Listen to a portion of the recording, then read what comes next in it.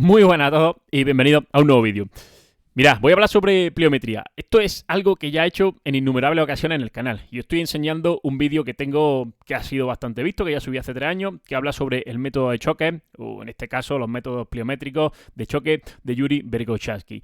Este vídeo es sencillo, es un resumen, es lo más fácil que lo he podido explicar, pero evidentemente los estudios de Verkhoshansky y los fundamentos del método de choque, así como otros tantos de la pliometría, pues tienen bastante más chicha, ¿no? Y habría que leer con tranquilidad y coger varias fuentes, varios libros, etcétera, etcétera. Como cualquier campo, requiere de estudio, ¿vale? Aquí tenéis un resumen de todo este método de choques, que es de Natalia Verkhoshansky, entiendo que es la hija de Yuri Verkhoshansky, y que, bueno, nos viene a resumir de una manera relativamente simple todo lo que este autor expresaba e investigaba, desde los fundamentos teóricos a través de la fisiología del ejercicio, de lo que es la pliometría, hasta puntos clave o aplicaciones prácticas. Y esto lo explico porque una de las preguntas que me llegan en las redes sociales habitualmente es cómo periodizar el entrenamiento. Muchas partes. Bueno, aquí voy a hacer un poquito de spam. Podéis ir a mi cuenta de Patreon y ver el curso de periodización del entrenamiento que tengo. Estoy pendiente de hacer uno concretamente de velocidad y estoy pendiente de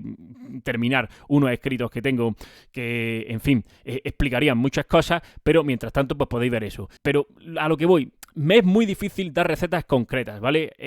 Se pueden dar, se pueden hacer, pero no se ajustarían a la realidad de cada uno.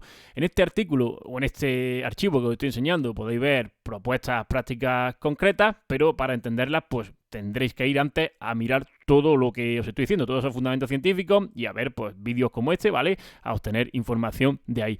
Y a partir de ahí trabajaríamos. Entonces, a esa pregunta de cómo planificar el entrenamiento de pliometría, cómo organizarlo tanto en las sesiones como a lo largo de la temporada, etcétera, etcétera, os tengo que decir que no puedo dar una respuesta concreta, que no lo sé. Y esto no es porque yo quiera hacerme el interesante o quiera venderos algo, un programa de entrenamiento o lo que sea. Es que esto depende de la individualización de cada uno, ¿vale? Depende de muchas cosas. Por eso tenía aquí esta presentación. Cuando hablamos de pliometría, al igual que el entrenamiento de fuerza, hablamos de tareas de entrenamiento. La tarea es algo, es un constructo donde hay ejercicios. No solo ejercicios, sino que esos ejercicios tienen un sentido, tienen unos objetivos, tienen una magnitud, una distribución, etcétera, etcétera. Y por lo tanto, todo eso es individual, ¿vale? Y podemos plantear tareas de muchas formas, es decir, tareas para simplemente recuperarnos que no nos entrenarían, o tareas de entrenamiento donde hay baja, media o alta solicitación, etcétera, etcétera, ¿vale? Y podríamos plantear también tareas de aprendizaje que no tienen nada que ver con el acondicionamiento físico, con el desarrollo, con el mantenimiento. Y todo esto pues requiere de un análisis minucioso, exhaustivo de cada deportista. Por eso a mí no me gustan las recetas. Yo sé que con esto no voy a llegar a ningún sitio en cuanto a visualizaciones ni vendiendo nada. Es decir, la gente pretende que le des una solución a su vida y esto es complicado, o pretende algo muy simple sin relatividad. Bueno, yo lo siento, pero no puedo funcionar así. Os puedo explicar los fundamentos de las cosas, los principios, para que vosotros lo encajéis, ¿vale? Yo no os doy mi método y ahora lo explicaré. Os puedo dar sistemas y os puedo dar al principio. Lo que sí os puedo decir, y esto creo que sí es bastante claro porque parece más que evidente, es que este método de choques, ¿vale? Este método de Verkhoshansky que os enseñaba anteriormente y que veis en estos vídeos, lo tenéis que aplicar bien, porque si no, no tiene sentido. Hay mucha gente que se cree que está haciendo una pliometría muy intensa o un método de choque como tal y no está aplicando las variables correctamente en cuanto a los tiempos de contacto, en cuanto a la altura de caída, los pesos, los desplazamientos, etcétera, etcétera. Pero ese método, como digo, debería de ser lo último en la planificación. Eso sí que lo puedo más o menos afirmar. Antes deberíamos de pasar por otro tipo de acondicionamiento. ¿Por qué? Porque esto es lo más exigente. No penséis que el peso siempre es lo más exigente. Hay otra forma de trabajar y, bueno, una de ellas es utilizar la altura como hacía aquí Verkhoshansky. Dicho eso, ¿cómo trabajar antes de incluir este método de choque? Que puede ser más o menos intenso y que puede tener muchas variables también. Ahí también hay mucha relatividad. Pues bueno, podríamos trabajar de muchas formas y esas yo no las puedo decir. ¿Qué tenéis que hacer? Pues volver a mi canal, volver a los libros, volver a donde sea y leer. Un libro que os recomiendo, pues la pliometría de Gilles Cometti, ¿vale? A partir de todos esos estudios de Verkhoshansky aparecieron también otra serie de autores y uno de ellos muy famoso es Cometti, y Cometti sí que nos explica también de manera muy práctica cómo ir encajando los entrenamientos y cómo ir haciendo las cosas. Si os vais a mi canal y ponéis pliometría, pues vais a encontrar también mogollón de vídeos trabajando con esta, ¿vale? Incluso en algunos sí que puede ser que os dé alguna receta en concreto.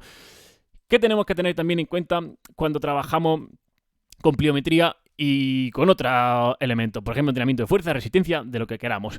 Hay que tener en cuenta lo que os estoy diciendo. Yo no doy recetas porque si no pensáis, ¿para quién son? ¿Cuándo? ¿Qué se va a hacer? ¿Cuánto de eso se va a hacer? ¿Qué dosis? ¿Cómo? ¿Y dónde? Es que es imposible concretar nada. Por lo tanto, todas estas variables, todas estas preguntas es lo que generan un método. Yo no puedo definir mi método porque esto cambia en función de la persona, del día, de un montón de cosas. Es decir, que es que ni yo mismo tengo método y nadie tiene método si se ajusta realmente a la realidad, ¿vale? Porque es muy difícil programar todo como si fuese matemática. Trabajamos con personas, con sistemas biológicos, trabajamos con circunstancias, por lo tanto hay que ir adaptando. Y yo de lo que os hablo en este canal y de lo que os hablo normalmente en redes es sobre sistemas y principios de trabajo. Y entonces que cada cual en su cabeza, en función de sus características y sus necesidades, que se vaya ajustando y que vaya haciendo los ejercicios como buenamente pueda. ¿Qué os puedo decir al respecto de los entrenamientos de pliometría? Pues básicamente, como señala Cometi en uno de sus libros, ¿vale? Los que os he enseñado, no sé si es este o en otro, tendríamos sesiones puras de pliometría o tendríamos sesiones combinadas. Cuando hablamos de sesiones puras de pliometría, principalmente sí que nos podemos centrar en esos métodos de choque que os enseñaban en los vídeos. Y como he dicho, suelen ser los más exigentes. Por lo tanto, es con los que más cuidado hay que tener. ¿Por qué no hacemos únicamente como deportistas sesiones puras de trabajo? Y hacemos sesiones mixtas, que sería la otra versión. ¿Qué es una sesión mixta? Pues en aquella en la que combinamos métodos. Aquella en la que combinamos, por ejemplo, ejercicios tradicionales de fuerza con las propias pliometrías y donde combinamos pliometrías más extensivas que llamamos, es decir, menos agresivas con aquellas más agresivas.